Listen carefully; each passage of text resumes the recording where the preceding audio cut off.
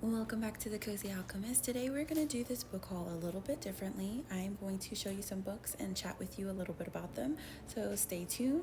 These two are my current reads and I will be getting into those first. We have Legends and Lattes by Travis Baldree. It's a cozy fantasy novel about our main character Viv, and Viv is a battle-hardened orc who decides she's done with the mercenary life, and instead of fighting, she wants to open the first ever coffee shop in this new city that she's moving to, in a place where no one has ever heard about coffee. If you're into cozy fantasy, low stakes, this is definitely for you. Next, we have Monday's Not Coming by Tiffany D. Jackson. We follow our main character, Claudia, and it is about her best friend, Monday, who the both of them are inseparable. The story starts after spending the summer apart. Claudia returns to start 8th grade. Only Monday doesn't show up. Days pass, her phone is disconnected, and her family offers vague excuses.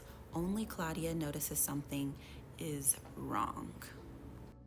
So these are the two books that I am going to be diving into. I've already started Monday's Not Coming. It's really good so far, but I'm excited to get into Legends and Lattes as well. Next is this playful Saljo romantic comedy manga. Lord Hades, the feared ruler of the underworld, swore off romance. But after being struck by Eros' arrow, he must offer a wish to whomever removes it. Kor, the spring goddess, happens to be the one who pulls it out and is granted a wish. She demands he find a queen, just not her. This is a light-hearted, witty retelling of Greek myth, full of charming art, mischievous gods, and a polar opposite duo that grows more captivating with each volume.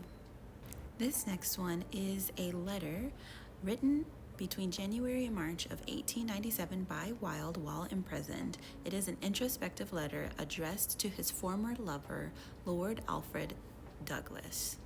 In the first half, Wilde recounts the reckless and destructive nature of their relationship, blaming both his lover's vanity and his own inability to set boundaries for his downfall. The second half shifts into deep spiritual reflection.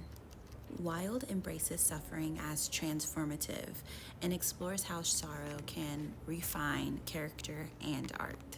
This is a work of personal reproach, self-examination, and spiritual redemption. This next one, Dial A for Aunties, is hilarious, where we follow our main character, Mehdi, a Chinese-Indonesian wedding photographer living in California, goes on a blind date set up by her mom and accidentally kills the man in self-defense. Panic ensues when her mother and her meddlesome aunties rally to help dispose of the body. This story is about chaos, comedy, romance, and cultural family dynamics collide as Mehdi and her aunties race to cover up murder, pull off a stellar wedding, and maybe rekindle an old flame, all over one weekend. This next one is called The Miracles of the Namiya General Store. It's 2012 and there's 3 troubled youths who bail into an abandoned general store to hide from the police. To their surprise, a letter addressed to the long-retired storekeeper slides through the mail slot, yet it's from 32 years ago. Curious, they reply and discover that the mailbox somehow bridges past and present. A beautiful magical realism mosaic of interconnected stories that shows how even unlikely messengers can change lives and how compassion across time can heal wounds. 2 centuries after Cinderella's happily ever after, the kingdom enforces a cruel tradition. 16-year-old girls must attend an annual ball to be chosen as wives by eligible men. If a girl isn't selected by her 3rd ball, she becomes a forfeit, cut off from society, or worse. Things really kick off when our main character, Sophia, who is a bisexual black teen, refuses to bow down to tradition and plans a rebellion to overthrow the king. This is a bold feminist YA retelling in which a queer heroine and a determined descendant disrupt centuries of patriarchy, rewriting the story of Cinderella into a tale of resilience and self-determination. In So Let Them Burn, we follow our 15-year-old main character, Bayron, who once channeled divine power to set her island free from a dragon-riding empire. Although the war is over, unfortunately, Bayron finds out that her older sister forms a bond with one of the dragons and has been sent into enemy territory to train as a dragon rider. When the gods decree that Farron must kill her sister to break the bond, she refuses and instead battles impossible odds, navigating political intrigue and divine secrets. This Jamaican-inspired YA fantasy is full of dragons, gods, and powered by a complex, burning bond between sisters who love may save or consume their world. Our next one is Parable of the Sower by Octavia E. Butler. Set in a dystopian America in the 2020s, we follow our main character, Lauren, who is a 15-year-old black girl living in a gated community amid nationwide collapse caused by climate disaster, wealth inequity, and violent lawlessness.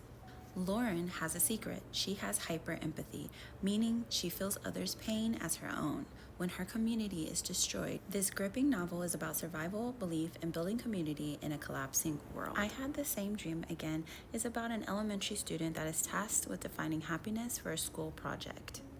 To find her answer, she befriends 3 unlikely individuals: a woman ostracized by society, a high school girl who engages in self-harm, and an elderly woman looking to live out her twilight years in peace.